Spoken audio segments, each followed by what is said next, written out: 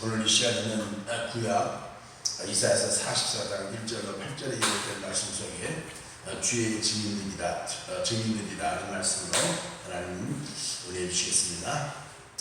이사야라는 선지자는 구약의 4대 대선지자인 예레미야나 에스겔 그리고 다니엘과 더불어 대선지자인데요. 이 4대 선지자 중에 가장 으뜸이라 할 수 있습니다. 왜냐하면 선지서 중에서 이사야처럼 방대한 분량이 없다는 것이죠.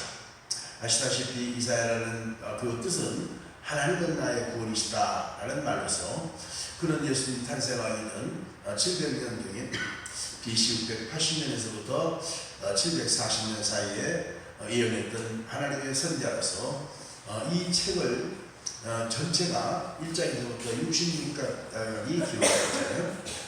그런데 희한하게도 성경 창세기에서부터 요한계시록까지가 66권이잖아요. 맞습니까? 그런데 이사야서 전체가 1장에서부터 66장까지 되어 있기 때문에 이사야서는 성경의 축소판이라 라고 말할 수 있고요. 특히 구약의 그 주제가 하나님의 바로 심판이고 또 신약의 마태복음에서 요한계시록까지가 27권의 그 주제가 하나님의 바로 사랑이시죠. 그런데 희한하게도 이사야서 1장에서부터 39장까지는 그 주제가 심판으로 되어 있습니다. 그러나 이제 이사야서 40장에서부터 마지막 66장까지 총 27장은 상대적으로 하나님의 사랑을 서술하고 있습니다. 그런 점에서 우리가 이사야서는 성경의 바로 축소판이라 해도 아무리 강조해도 지나치지 않겠죠. 특히 이사야서 39장까지 범죄한 유다에 대한 암울한 장면이 이 40장에 이르러서부터는 아주 밝고 환하게 하나님의 사랑으로 접근해 온다는 것이죠. 이사야서 40장 1절에 보니까 너희 하나님이 가라사대 너희는 위로하라 내 백성을 위로하라 에서부터 시작해서 본장 44장에서는 3절에서 두려워 말라 하면서 구체적으로 하나님의 선민 이스라엘을 위로하시는 메시지에 이어서 본문 8절에서 보는 너는 두려워 말며 겁내지 말라 하면서 더욱 거듭 이렇게 위로를 하시는 걸 봅니다. 사실 하나님의 선민 이스라엘에게 기대치가 있었는데 그 하나님의 기대치에 그들은 전혀 어긋났기에 하나님은 유다를 향하여 바벨론 침략으로 70년 동안 말할 수 없는 나라 없는 서름을 겪는 고통을 겪게 하셨죠. 그래서 하나님의 기대치에 다시 이르러 그들이 회개하고 회복되니까 회복시켜 주셨고 그 증거로 하나님은 유다에게 은혜를 주사 BC 537년에 드디어 바벨론의 느부갓네살 왕의 그 악재에서부터 해방을 얻는 그런 놀라운 이와 같은 역사를 남겼습니다. 본문의 이사야 선지자는 바벨론 포로 되기 전 100년 전 선지자로서 우리가 바벨론 포로에서 해방되어 고국으로 돌아올 것과 돌아온 후에 될 일을 노래하고 있습니다. 그런데 해방될 수밖에 없었던 결정적인 기대치가 다름 아닌 바로 증인이라는 것이죠. 그래서 본문 8절 하반절에 보면은 너희는 나의 증인이다. 나 외에 신이 있겠느냐 라고 했는데 여기 증인이라는 말은 히브리말로 말둘 수 있는데 그 의미는 순교자라는 그런 의미가 있습니다.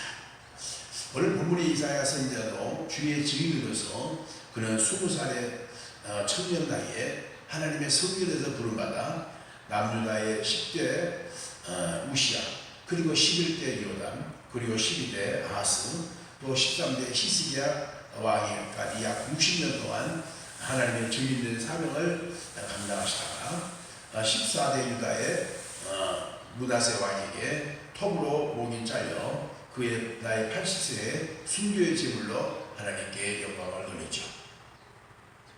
그 외에도 신약의 예수님의 12제자들과 세례요한 그리고 스데반 집사와 포리갑 감독 또한 주기철 손양원 목사님 등 수많은 선교자들이 우리들의 신앙생활하는 모습을 유심히 보시면서 하늘나라에서 우리를 응원하고 있다고 히브리 기자임을 통해서 이렇게 증언하지 않습니다. 히브리서 12장 1절에 보면 이러므로 우리에게 구름같이 둘러싼 허다한 증인들이 있으니 라고 했고요. 또 부활하신 주님도 소아시아의 7여 같은 교회 중에 당시의 우상의 도시인 보가모 이와 같은 교회의 안디바가 그의 주의 증인이라고 사도 요한을 통해서 이렇게 전가합니다. 계시록 2장 13절에 네가 어디에서 사는 것을 내가 아니 거기는 사타리가 있는 데라. 네가 내 이름을 굳게 잡아서 나의 충성된 증인 안디바가 너희 가운데 곧 사탄이 거하는 곳에 죽임을 당할 때에도 나를 믿는 믿음을 저버리지 아니하였도다 하면서 부활하신 예수님을 친히 바로 증언하시자.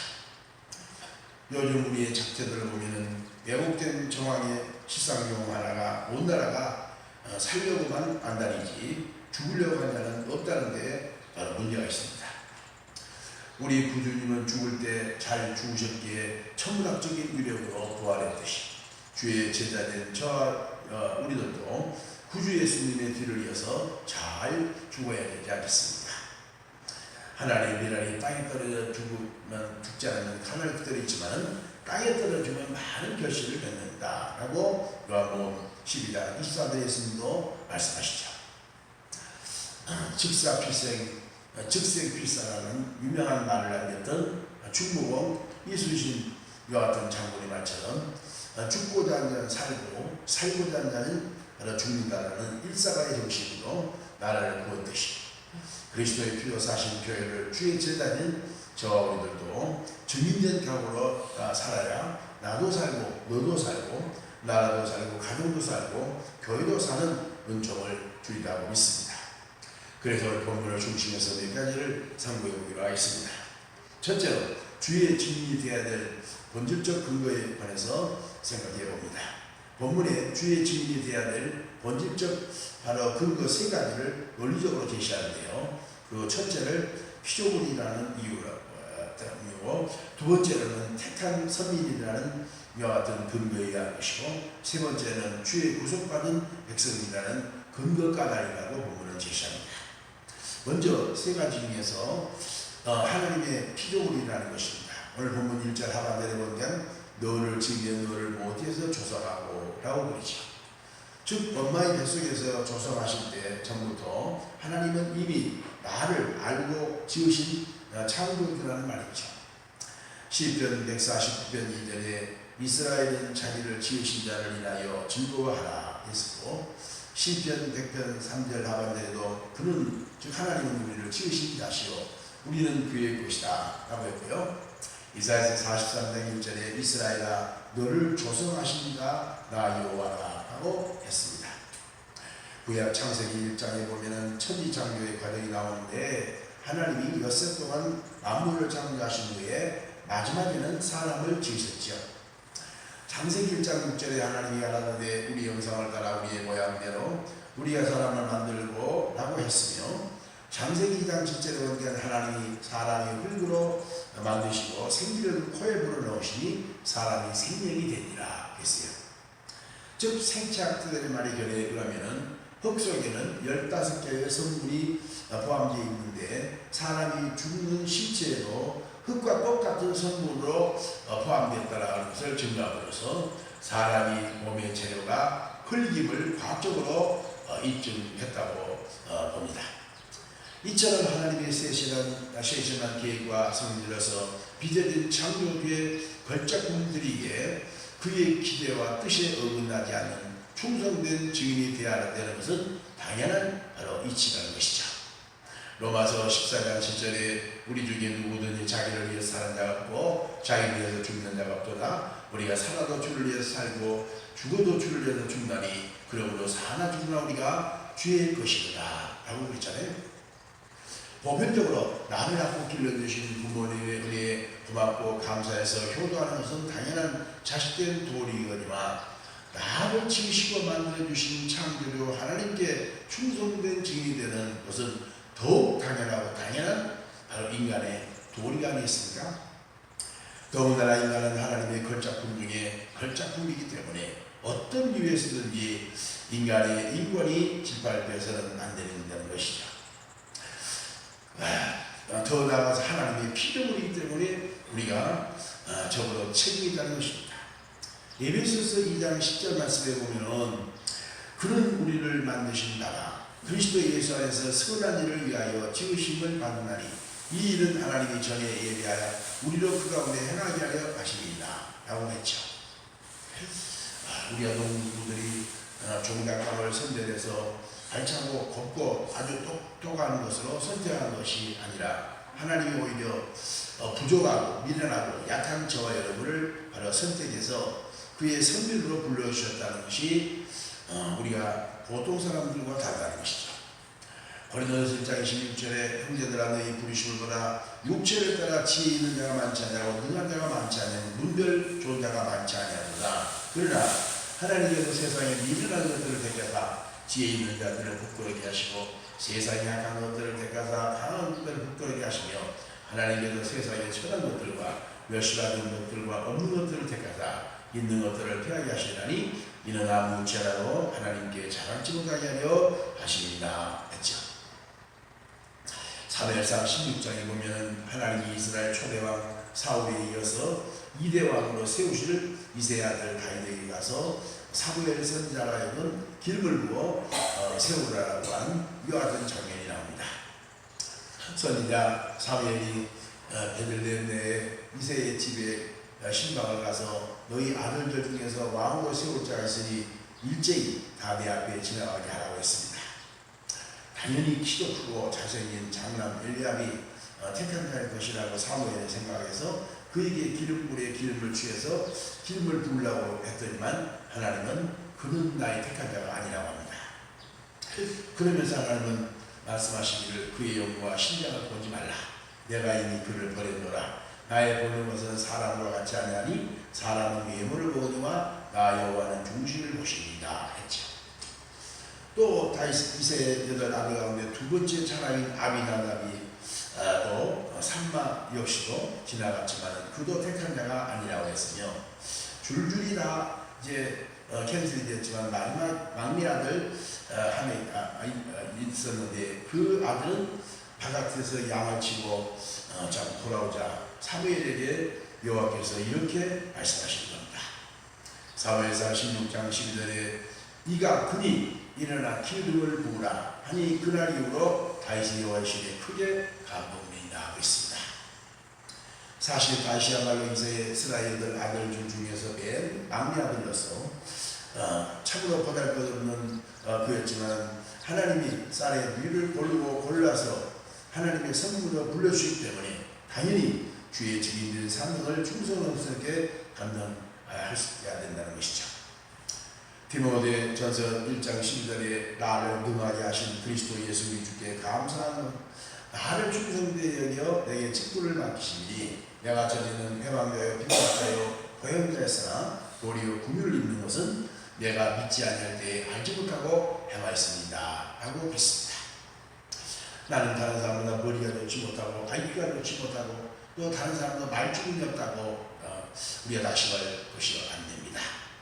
하나님이 말주변이 있으면 변호사나 검사 시키지 죄도 시키겠습니까?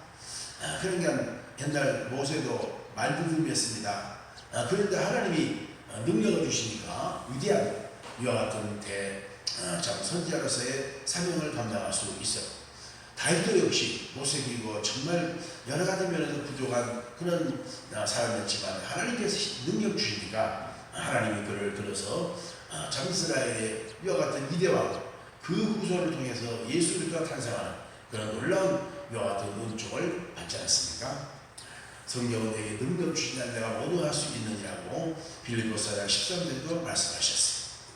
더군다나 핍박자와 해방자요 포용자였던 사울이라는 청년을 하나님은 선택하사 사도 중에 사도로 등용해서 주의 일꾼으로 사용하셨으시죠. 과거에 핍박했거나 악한 일을 많이 했다는 이유 때문에 하나님이 등용 인물이 될 수 없다라는 열등감을 버리고 하나님 앞에 담대히 나가서 내게 능력 주시되 모든 할 수 있다라고 자꾸 하나님께 고백하십시오. 더군다나 토랑무식장이었던 책가방이 짧은 이 갈릴리 촌사람 어부 베드로를 하나님이 들어 사용하셨고 평양 뒷골목에 깡패 두목이었던 불량자 디미트라는 청년을 불러서 하나님 한국교회의 부흥의 위대한 추석을 만들어 주셨고 그렇기 때문에 여러분이 내게 어떤 약점과 열등의식이 있다지라도 주 안에서 하나님이 내게 능력 주시면 할 수 있다는 적극적이고 긍정적인 사고방식을 가지고 하나님과 동행하실 때 이 모든 것을 쓰십니다. 다음으로 구속받은 자이기 때문에 당연히 증인된 근거를 갖다는 것이죠. 본문 6절에 보니까 이스라엘 왕인 여호와 이스라엘의 구속자인 만군의 여호와여 라고 했잖아요. 여기에 주의 지으심과 택하심 외에 세 번째로 증인될 결정적인 증거로 제시했던 것이 주의 구속된 백성이라는 것인데 여기에 구속이라는 말은 돈을 지불하고 사왔다라는 그런 의미입니다. 즉 죄값을 지불하지 않고서는 참된 자연이 될 수 없음을 깨닫고 하나님이 그의 독생자 예수 그리스도를 이 땅에 보내사 십자가에 달려 못 박혀 죽게 하사 누구든지 그 예수를 믿는 자는 값없이 제사함을 받아 영생에 이르게 했던 그 구속의 은총을 베풀게 하사 증인되게 하셨던 영적 근거가 됐다는 것입니다. 로마서 6장 17절에 하나님께 감사하리로다 너희가 본래 죄의 종이었더니 너희에게 전하여준 바 교훈의 본을 마음으로 순종하여 죄에서 해방되어 의의 종이 되었느니라 했잖아요. 앞서 말했듯이 이사야 선지자는 예수님 탄생하기 전 700년 전의 증인으로서 그의 핵심 메시지인 이사야서의 주제를 오실 메시아로 인한 회복을 노래하고 있지 않습니까? 이사야서 53장 3절에 보면 그는 실로 우리의 질고를 지고 우리의 슬픔을 당하였거늘 우리는 생각하기를 그는 징벌을 받아 하나님께 맞으며 고난을 당한다 했노라. 그가 찔림은 우리의 허물을 인하며 그가 상함은 우리의 죄악을 인하니라. 그가 징계를 받은 우리의 평안을 누리고 그가 채찍에 맞고 우리가 나음을 입었도다 라고 했잖아요.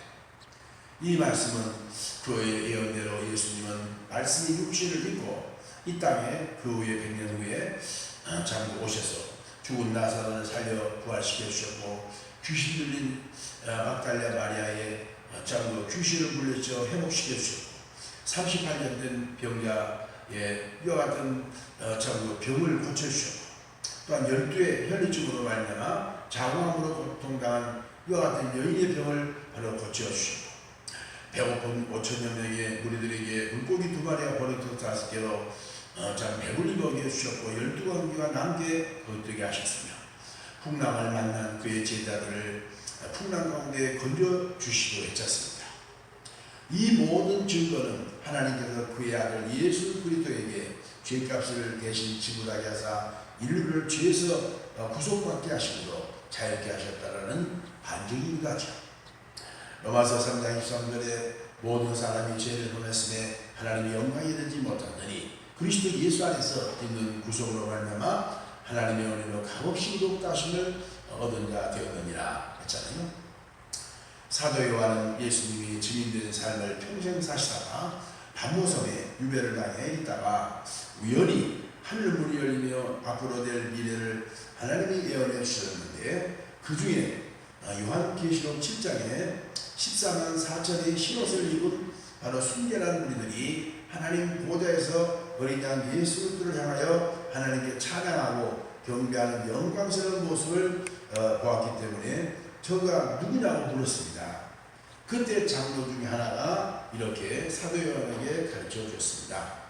계시록 7장 14절에 이는 큰 환난에서 나오는 자들인데 어린 양의 피에 그 옷을 희게 하였느니라 라고 했죠. 그래서 어린 양 예수님의 그 피로 구속받은 사람들만이 14만 4천의 흰옷을 입은 하나님의 천상의 위대한 이와 같은 참 구별된 무리들이라는 것이죠. 둘째, 주의 증인된 자들에게 있는 강요할 특권에 관해서 생각해 보겠습니다. 본문 2절에 보니까 너를 지으며 너를 못해서 추성하고 너를 도와줄 여호와가 말하라 라고 했는데 이처럼 하나님께 특별한 이와 같은 증인된 자들은 하나님이 돌봐주신다는 겁니다. 보호해 주신다는 것입니다. 이 세상에서도 이민자들은 타위에서 낯설고 땅서는 서름 때문에 홀대와 온갖 왕따를 받고 살며 이질적 문화 속에서 외롭고 고독한 삶을 필연적으로 살 수밖에 없는 형편이죠. 마찬가지로 그리스도인들도 이 땅에서 천년만년 살 것이 아닌 영적 타국에 이민 와서 산다는 이유 때문에 세상의 군왕과 권력에 의해서 왕따를 당하고 우리 주위에 가까운 친구나 친척 또한 같은 직장 동료들을 통해서 홀대와 또한 비판을 당하기도 하죠. 2000년 교회사를 통해서도 보면 초대교회 예수님의 12제자를 비롯하여 예수님의 피로 사신 교회들이 온갖 비판과 반란을 겪었죠.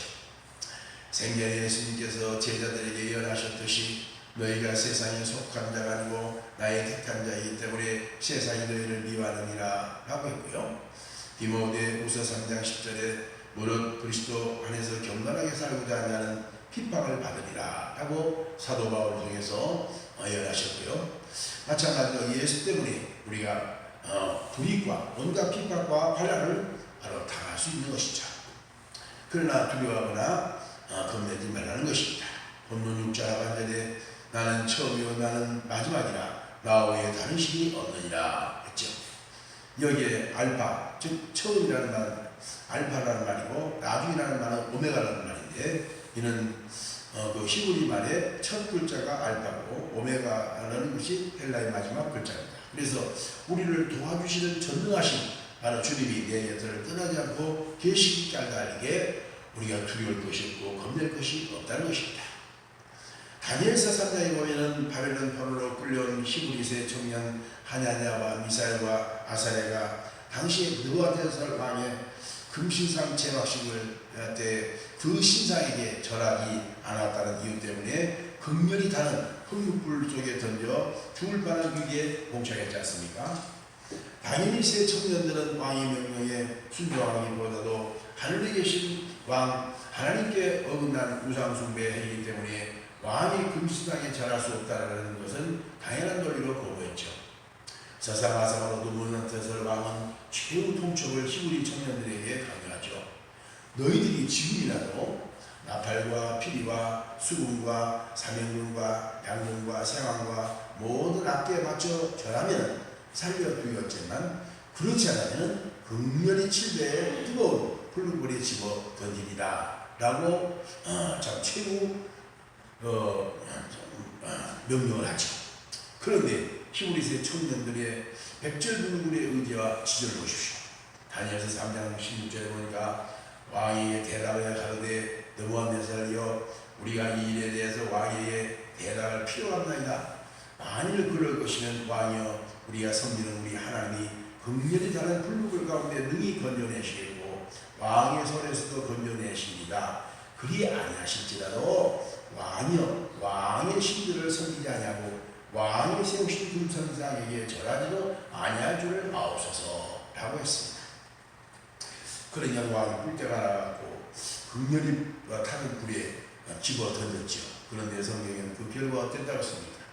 다니엘서 3장 17절에 보면 본즉 불이 등이 그 몸을 해하지 아니하고 머리털도 거스리지 아니하고 고요빛도 변하지 아니하고 불탄 남새도 없었더라 그랬고 30절에 보면 왕이 세 청년들을 바벨론 도에서 더욱 높이니라 그랬습니다. 원래 불같은 비판을 당한 그들이 역전성에서 하나님이 그 바벨론에 높여주시고 그들을 비판하는 자들이 전부 다 불불 속에다 타져서 죽임을 당하는 그런 것 같은 승리를 만들어주신 것입니다. 이사야서 43장 1절에 야곱아 너를 조성하신 여호와께서 이제 말씀하시니라 이스라엘아 너를 조성하신 자가 이제 말씀하시니라 너는 두려워 말라 내가 너를 구속하였고 내가 너를 진정하여 불렀나니 너는 내 것이다. 네가 불 가운데 지날 때에도 물이 너를 침몰치 아니할 것이고 또한 불 가운데도 널 타지도 아니할 것이며 불꽃이 너를 살도 못하리니 대전하는 여호와 네 하나님이요 이스라엘의 거룩한 자요 네 구원자입니다 라고 말씀하시죠. 더군다나 사무엘상 16장에 보니까 엘라 골짜기에서 이스라엘이 전쟁이 치열할 때 대적 블레셋의 골리앗 앞에 이스라엘과 같은 장수가 전혀 없어 두려워하고 있었지 않습니까? 서상마상으로 당시 사울왕은 이스라엘 나라의 어떤 사람이라도 저 골리앗을 물리친 사람은 자기의 사위를 삼고 자기의 대를 위해서 왕으로 계승하겠다라고 했지만 없습니다. 그러나 당시 그 현장에 마치 저 형들의 도시락을 그 아버지 부탁을 받고 신부름을 갔던 다시 그 장면을 목격하고 난 다음에 왕에게 왕이여 내가 저 골리앗을 물리치겠습니다. 그러니까 왕이 하도 기가 막혀서 야 너는 소년이고 저 골리앗은 큰 장군인데 어떻게 물리칠 수 있냐는 것입니다. 왕이여 그렇지 않습니다. 내가 양을 칠 때에 양을 늑타는 사대나 곰을 그 수염을 잡고 이 막대기로 물리쳤나이다. 하물며 할례 받지 못한 저 블레셋의 골리앗이요 하면서 블레셋의 골리앗을 향해 가요 참고 너는 창과 단창을 가지고 내게 오지만 나는 만군의 여호와의 이름으로 내게 가노라 하면서 네 목을 쳐서 공중에서 해받고 벌징성에 답을 받을 것이다 던졌더니만 큰 대자를 선지면서 이 골리앗이 넘어지고 그 골리앗의 승리한 이스라엘은 결국 참 승리하여 하나님은 이스라엘 이와 같은 다윗을 통해서 사울을 이어서 왕위를 개선하고 그 후손을 통해서 예수가 탄생하는 위대한 역사를 남긴 것입니다. 더군다나 예수님께서 이 땅에 오셔서 온갖 시련과 핍박을 몸소 받으셨고 최후에는 십자가에 못 박혀 죽으셨던 억울한 이와 같은 환난을 겪으시고 3일 만에 부활하셨지만 하나님 보좌 우편에서 이 땅의 교회와 성도들 향한 환난과 핍박을 당한 자들을 돌봐주시고 함께할 것이니 낙심하지 말고 주님만 바라보라는 것입니다. 요한복음 16장 33절에 너희가 세상에 환난과 담대하라 내가 세상을 이겨노라고 했습니다. 히브리서 2장 18절에 자기가 시험을 받아 고난을 당하신즉 시험받은 자는 능히 도우시느냐 그랬습니다. 히브리서 4장 15절에 우리에게 있는 대세상은 우리와 한결같이 시험을 받은 자들의 죄는 없으시니라. 그러므로 때를 따라 돕는 은을 얻게 해서 우리의 보좌 앞에 담대히 나갈지니라 라고 말씀하셨습니다. 그렇습니다. 북한은 김정일 정권은 핵을 무기로 해서 남한을 초토화시키려는 그런 이와 같은 적과야의 꿈을 아직도 버리지 못하고 또 일본은 어떻게든지 우리나라를 아주 전멸시켜버리려고 온갖 이와 같은 수출을 금지하는 그런 일을 하고 있지만 우리가 두려울 것이 없습니다. 물론 우리 정부에서 사드를 막대기에 대해서 배치하느냐 아느냐 중요한 것이 아니라 하나님께서 우리와 함께하느냐 함께할 수 없느냐의 차이에 따라 우리에게 대적들의 이와 같은 승패가 가려진다는 것이기 때문에 우리는 저 핵폭탄보다도 또한 일본의 수출 같은 금지 품목과도 더 큰 하나님을 우리가 바라보며 하나님의 도우심을 구할 것입니다. 시편 121편 1절에 내가 산을 향하여 눈을 들리라 나의 도움이 어디서고 나의 도움이 천지를 계시는 여호와께라 하고 있습니다.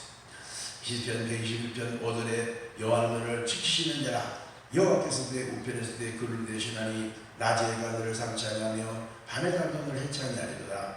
여호와께서 너를 지켜 모든 환난을 면케 하시며 또 내 영혼을 지키시리로다. 여호와께서 너의 주의를 지금부터 영원까지 지키시리라 했습니다. 셋째로 주의 증인된 자들에게 주신 생명의 원천, 생수의 원천에 관해서 생각해 봅니다. 본문 3절에 보니까 대저 내가 가난 자에게 물을 주며 많은 나의 신각을 위하며 나의 신을 내 자손에게 나의 복을 내 후손에게 내리니 그들이 불 가운데 솟아나기를 시냇가의 벌을 같이 할 것이다 하겠죠. 자연의 교훈을 통해서든 진리 중에 한여름의 가뭄으로 인하여 시들어가는 풀이나 나뭇잎이라 할지라도 흡족한 감비만 내리면은 금방 소생되어 열매나 꽃을 피우게 되듯이 영적으로도 주의 증인들에게는 복음을 효과적으로 전하고 온갖 핍박과 시련을 능히 이길 수 있는 생수의 근원이 되게 하시겠다는 하나님의 신실한 약속입니다. 초대 예루살렘 교회 내 최초의 순교자 스테반 지사를 보십시오. 그런 복음을 전하다가 유대 장로들과 서기관들의 고자질로 인하여 유대 관원들에게 온갖 물리적인 핍박을 당했고 도가니나 쳐서 돌들이 들어 참 설교하고 있는 스데반에게 당시에 사정없이 짱돌을 던져 그를 죽여하는 현장을 지켜본 의사 누가는 이렇게 증언하였습니다. 사도행전 6장 10절에 스데반이 지혜와 성령으로 말함을 저희가 능히 당하지 못했다 그랬고, 사도행전 6장 15절에 공회 중에 앉은 사람들이 다 스데반을 주목하여 보니 그 얼굴이 천사의 얼굴과 같았더라 그랬죠. 그리고 사도행전 7장 55절에 스데반이 성령이 충만하여 하늘을 우러러 주목하여 하나님의 영광과 미리 예수께서 하나님 우편에 서신 것을 보고 말하되 라고 했습니다. 이처럼 스데반 집사가 비록 목사도 아니고 전도사도 아니고 권사나 장로도 아니었음에도 불구하고 집사로서 이렇게 성령과 은혜가 충만하여 그를 지켜보는 자들이 천사의 얼굴을 같다라고 증언한 그 원천이 어디에 있었다고 생각하십니까? 오늘 본문 3절에 갈파했던 대로 가난 자에게 물을 마른 땅에 시내가 흐르게 하는 영혼의 생수과 다르게 그런 상상할 수 없는 증인된 역할을 효율적으로 감당할 수밖에 없었다는 것이죠. 예레미야서 17장 5절에 나 여호와 이같이 말하노라 무릇 사람을 믿으며 혈육으로 그의 권력을 삼고 마음이 여호와에게서 떠난 그 사람은 저주를 받을 것이라. 그는 사막의 떨기나무 같아서 좋은 일이 오는 것을 보지 못하고 광야 건조한 곳 건곤한 땅 사람이 거하지 않는 땅에 거하게 하리니 그러나 무릇 여호와를 의뢰하며 여호와를 의뢰하는 그 사람은 복을 받을지어다. 그는 물가에 심긴 나무가 그 뿌리를 강면에 거치고 더위가 올지라도 두려워하지 않으며 그 잎이 청청하여 가무는 해에도 걱정이 없고 결실이 그치지 아니할 것입니다 하고 있습니다. 시편 1편 2절에도 보니까 오직 여호와의 율법을 즐거워하며 그 율법을 취하러 묵상하는 자는 시냇가에 심은 나무가 시절을 쫓아 과실을 맺으며 그 잎사귀가 마르지 않는 같은 그 행사가 형통하다 하셨습니다. 우리 육체도 3분의 2가 물로 구성되기 때문에 물을 공급해 주지 않으면 갈증을 느끼게 되고 극심하면 목숨을 잃게 되죠. 이처럼 물은 생명과 직결되듯이 우리 영혼도 물을 공급하되 생수를 공급해야 가라지 않고 목마름을 채우지 못하는데 그 영혼의 생수가 과연 어디서 솟아나는 근원입니까? 그것은 다름 아니 십자가에 달려 피 흘리셨다가 죽으시고 부활하신 골고다입니다. 십자가에서만이 그 영혼의 생수가 흘러나오는 근원이라는 것입니다. 그렇기 때문에 지금도 주님은 우리를 초대하고 계시는 곳이 당신이 피 흘리신 갈보리 바로 십자가 교회라는 것입니다. 너희 목마른 자들아 물러나오라 돈 없는 자도 오라 너희는 사먹되 돈 없이 값없이 와서 포도주와 저들 사랑하니 계시록 22장 17절에 성령과 신부가 말씀하시되 오라 하시는 자다 듣는 자도 올 것이고 목마른 자도 올 것이고 원하는 자는 값없이 그 생수를 받으라 하십니다. 그렇죠. 요한복음 4장의 몸에 등장한 수가성 사마리아 여자의